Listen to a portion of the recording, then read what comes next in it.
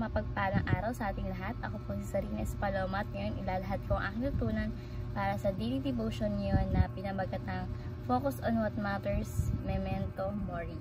So yung scripture po natin ngayon is James chapter 4 verses 30 to 14.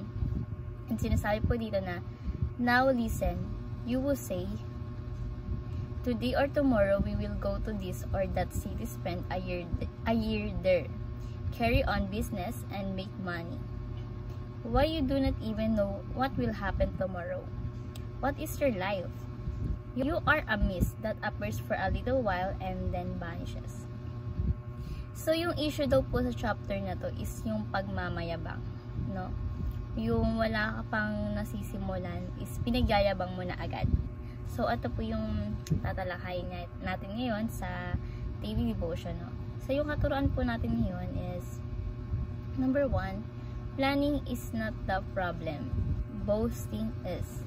So walang problema pagdating sa pagpaplano. Yung problema dito is yung pagmamayabang sa sarili mo, no? Yung wala ka pa nasisimulan, pinagyayabang mo na agad.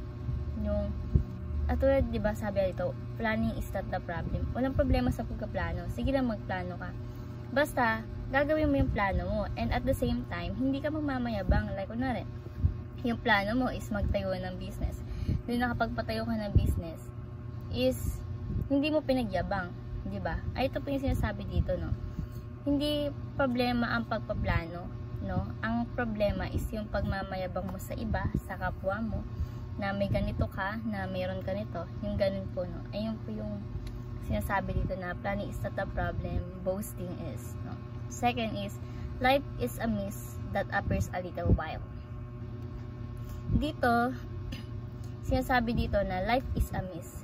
Yung ano kasi, yung mist kasi, ito yung ano sinasabi dito na parang singaw daw. Diba kapag nag-spray ka, yung, diba pag spray mo may lalabas na parang tubig na etc. na basta yun na transparent, then mawawala agad. So ganun po yung buhay daw natin, no? Dito is dapat humble ka lang, no? Magpakumbaba ka. Kasi yung buhay, ang buhay nga parang mist lang, no? So yung buhay na natin is mist lang. Dapat magpakumbaba na tayo, no? Maging humble na tayo, hindi yung magmamayabang pa tayo sa iba, no? Hindi tayo pwede magmalaki sa mga na-accomplish natin. Like nga sinabi ko sa inyo kanina, di ba? Na napagpatayo ka ng business, naagawa ka ng ganito. So ikaw, pinagmalaki mo na agad yun sa iba na, oh, meron akong ganito, meron akong ganyan. So hindi po dapat ganun, no? Hindi dapat tayo magmalaki sa mga na-accomplish natin, sa mga achievements natin. So, hindi tayo pwede magmayabang sa natapos natin o narating natin sa buhay. Yung atad nga po sinasabi ko kanina, na dapat humble ka lang and magpakumbaba ka sa iba, diba? Next is, God presents as opportunities to do good. Sinasabi po dito na imbis mag-focus tayo sa pansariling diskarte natin, bakit dapat mag-focus tayo dun sa mga bagay na ipinipresenta ng ating Panginoon, no, na gawin natin, na yung bagay na pinapagawa niya. May mga bagay na pinapagawa sa atin ang Diyos na kapag hindi natin ginawa is nagkakasala tayo. So yun po yung sinasabi dito, no. And ang tawag po doon is sin of omission, no. Yung meron kang dapat gawin pero hindi mo ginawa. Mas inuna mo yung pansarili mo, mas inuna mo yung hindi naman pinapagawa sa iyo ni God. Ayun po yung sinasabi dito, ayun po yung sin of omission, no. Kung anong pinapresenta ng ating Panginoon right now, right way, na dapat hindi mo masayang, na hindi dapat natin sayangin, no? Grab it, no? Kapag nandyan na, grab it, no? Gawin natin agad. Kasi pinapagawa yun ng ating Panginoon. Masayang na yung opportunity na yun kung hindi natin gagawin agad. Kung ipagpapaliban pa natin. At yung ibang tao, yung makakuha ng opportunity na yun, no? So, bilang application po is, number 1, grab all opportunities to do good, no?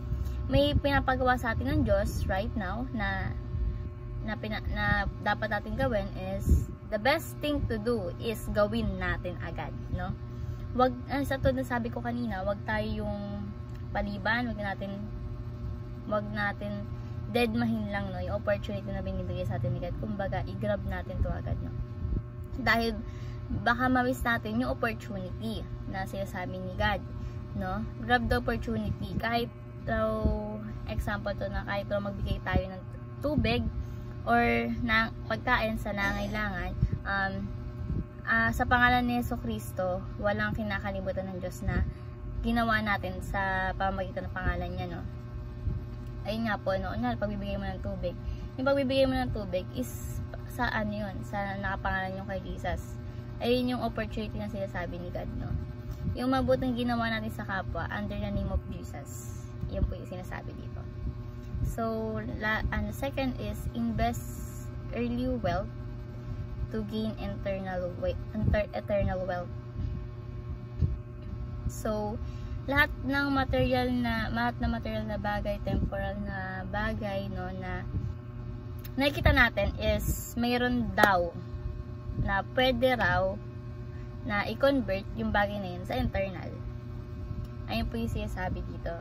And may sample po si Pastor Russell dito na yung 100 pesos mo daw na ay pwedeng mawala, pwedeng pulutin, o pwede mo makuha kahit saan. Pero kapag may pinagawa sa'yo si God na mabuti, gamit yung 100 na yon, na i-convert natin yun sa internal. Yes. 'Di ba? Ganun din sa oras, sa buhay natin. Ganun din po, no? Kapag ginamit natin sa mabuti, is na i-convert po natin sa internal. Yung buhay natin, 'di ba, is temporal lang, no? Kaya nga life is like a mist. Ayun nga po yung sabi, di ba? Yung buhay natin is short lang. Kaya dapat gawin natin yung the best. Gawin natin yung mabuting bagay na pinapagawa sa atin ng Panginoon. Gawin natin yung mission sa atin ng Panginoon. Ayun po yung sinasabi dito, no? So, yung temporal na bagay is invest natin sa walang hanggan. That's being wise, no? That maging wise tayo sa pag-i-invest. And mag-invest tayo sa church na manghikayat pa tayo ng mga tao na mapapalapit sa ating Panginoon, Jesucristo. Ayun po yung sinasabi dito na invest earthly wealth to gain eternal wealth. And lastly, focus on what matters, memento mori. Yung mga bagay na importante sa Diyos, ay yung dapat na importante sa iyo, no? Sa buhay natin, kala natin yung mga ibang bagay is tingin natin importante. Pero sa Panginoon hindi siya importante. Kumbaga sa sarili natin alam natin importante, pero sa Panginoong Jesus hindi pala siya importante, no? Pag sinabing memento mori, ito daw po yung remember you must die, no? So dito sa memento mori may pinakita dito si Pastor Russell na painting na may bungo, then may nagpipaint or parang basta may nagbabasa to siya ng Bible, yung ganun po. Then, pinaparating dito sa painting na to is, someday, magiging bungo rin tayo. Kaya, dapat, gawin natin yung best natin everyday. Yung best natin sa paglilingkod kay Jesus, no? Sa pag-offer sa Kanya, sa pagsamba sa Kanya, no? Gawin natin yun everyday. Kasi, life is like a mist, no? Papalakpakan ka ng mga tao, titingalain ka ng mga tao, hahangaan ka ng mga tao, pero always remember na memento mori. Remember you must die. So, yun. Kaya sabi dito na kahit ano pang sikat mo, kung ano pang antas mo sa buhay, mayaman ka, sobrang yaman mo, kung sino ka man, mamamatay ka. Memento mori. Ay, ito ba yung sinasabi dito? Remember you must die. Mawawala din lahat yun.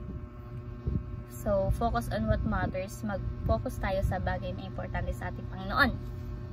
So, ayun po yung kabuuan ng chapter dito, no? Focus on what matters, memento mori. So, yung lesson learned dito is, wag tayo magmayabang, no? Kumbaga, maging humble tayo and kababaan ng loob, no? Kasi, life is like a mist nga. Diba sabi? Life is a short na anytime pwede kang kuwain ni Jesus Christ, 'di ba?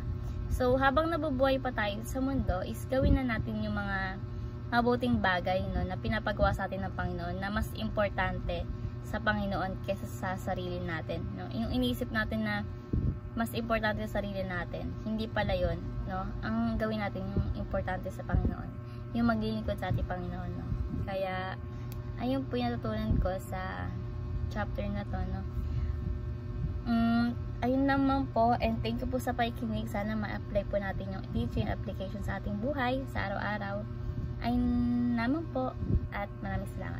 God bless po sa ating lahat.